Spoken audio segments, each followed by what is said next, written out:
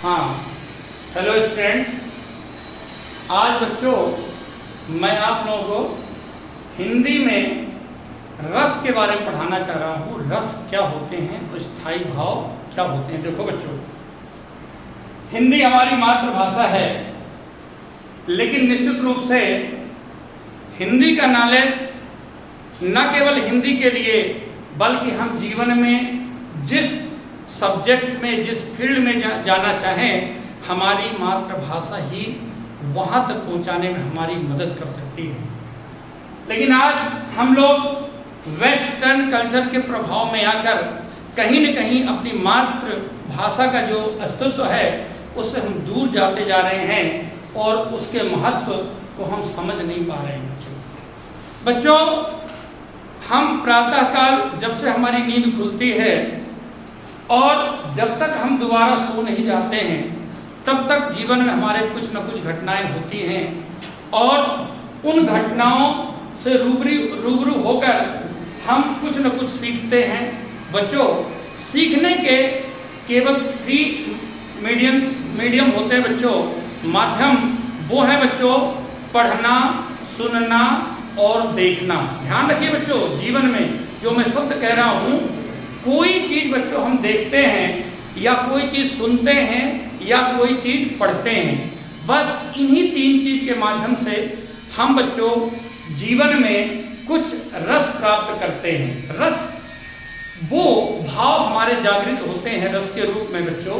किस प्रकार से? देखिए बच्चों, अगर हम कोई भक्ति का सीरियल देख रहे हैं, रामायण देख रहे हैं, महाभारत देख रहे हैं, उस समय रामायण या महाभारत देखते समय जरूरी कि शांत रस ही हो। यदि उसमें हम क्रोध वाली चीज देखते हैं, कोई हमारे परमात्मा के साथ बुरी घटना घटती है, हमें अंदर से क्रोध आता है, तो ये जो क्रोध हमारे अंदर पैदा हुआ, ये स्थायी भाव बच्चों। इससे रिलेटेड फिर रस होता है, यानी किसी चीज को पढ़ने या सुनने या देखने से हमारे अंदर जो आनंद, दुख, कुछ भी जो अनुभूति होती है बच्चों, उसे हम रस कहते हैं। अब सुनिए बच्चों, रस, इसको मैं तुम्हें बहुत सुंदर तरीके से रस बताना चाहूंगा, केवल दोहे के माध्यम से। बच्चों, जो आप लोग निश्चित मानकर चलिए बच्चों, जो आपके टीचर आपको 15 दिन में नहीं पढ़ाए, वो मैं देखिए आपको 5 मिनट के अंदर आपको रस और स्थायी भाव में ट्रेंड कर रहा हूं। देखिए बच्चों, किसी भी मनुष्य के अंदर 9 प्रकार के स्थायी भाव होते हैं बच्चों, और यही जब स्थायी भाव जागृत होते हैं बच्चों, तो ये रस में परिवर्तित हो जाते हैं। क्या बच्चों? सुनिए, और एक दोहे के रूप में बता देता हूं जो जीवन में आप कभी नहीं भूल पाएंगे। स्थायी भाव: हास शोक निर्वेद रति। हास शोक निर्वेद रति। निर्वेद रति। भय विस्मय उत्साह। भय विस्मय उत्साह। उत्साह। क्रोध जुगुप्सा। क्रोध जुगुप्सा। जुगुप्सा। मिल करें। मिल करें। प्रकट मनोभोचार। प्रकट मनोभव चाह। देखिए, मैंने आपको पूरे 9 स्थायी भाव बताए, वो भी एक दोहे के माध्यम से। इसी प्रकार बच्चों, अब देखिए, इसी क्रम में मैं आपको रस बता रहा हूं। 9 रस क्या होते हैं हमारे जीवन में, जिससे हमें दुख का अनुभव करते हैं, खुशी का अनुभव करते हैं, आश्चर्य का अनुभव करते हैं, क्रोध का अनुभव करते हैं। वो सब क्या है? देखिए बच्चों, देखिए इसमें हास्य करुण।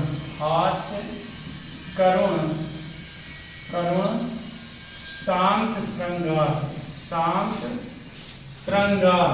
शांत श्रृंगार। भयानक अद्भुत रूप। भयानक अद्भुत। भयानक अद्भुत। वीर उदार। वीर उदार। रौद्र विभत्स। रौद्र विभत्स। विभत्स। 9 रस सार। 9 रस सार। और ये ही हैं मानव आधार।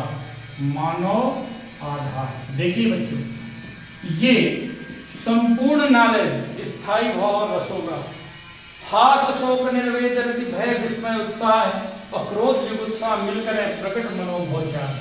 बच्चों, ये 9 स्थायी भाव हैं और यहाँ 9 रस हैं और क्रम में है। हास में स्थायी भाव है, उसका रस होता है हास्य। शोक का रस होता है करुण।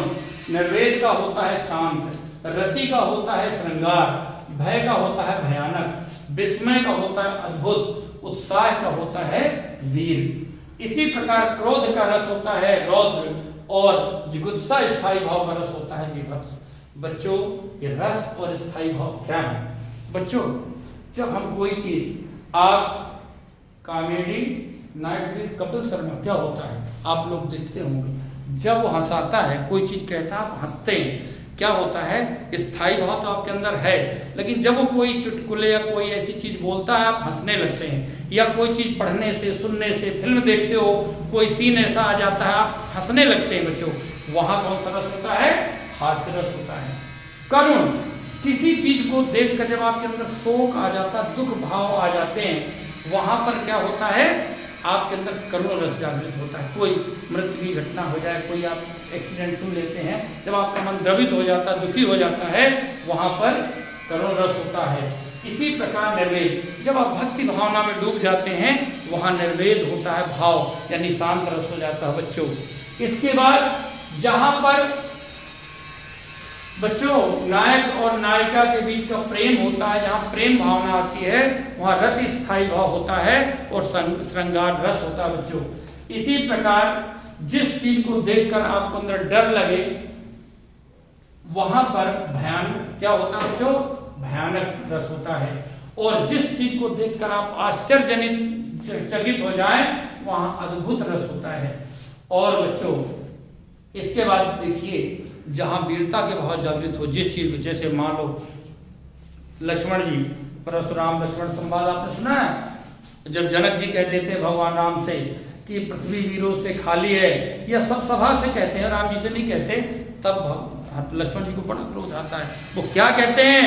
तोरो छत्रक दंड जीवी तो प्रताप बलनाथ और जो न करो प्रभु पक्षपत तो न धरो धनुहाथ। बच्चों, यहाँ वीरता के भाव जागृत होते हैं। ऐसे में बच्चों वीर रस हमारा होता है। अब आता रौद्र, क्रोध। अब परशुराम जी लक्ष्मण जी भिड़ जाते हैं।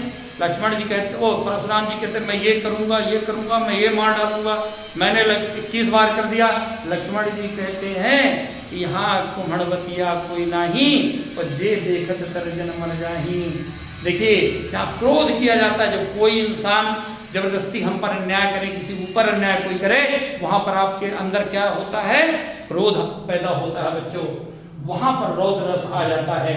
विभत्स, घृणा, जहां पर आप गंदी चीज देख रहे हैं, हाड़ मांस लाला रकत, इस प्रकार की चीजें बच्चों, वहां पर घृणा के भाव जब जागृत होते हैं, वहां पर विभत्स रस होता है। इस प्रकार से बच्चों मैंने 9 रस बताए। एक 10वां रस और होता है जिसे वात्सल्य रस कहते हैं, और जिसके जनक कौन है? सूरदास जी हैं। कितना सुंदर वर्णन उन्होंने कृष्ण जी के, आपने छोटे छोटे उनके पद्य पढ़े हुए हैं, कितना सुंदर कहते हैं उनकी, कृष्ण जी के बारे में जो बाल लीला है उनकी, कितने सुंदर उन्होंने वर्णन किया है बाल स्वरूप का।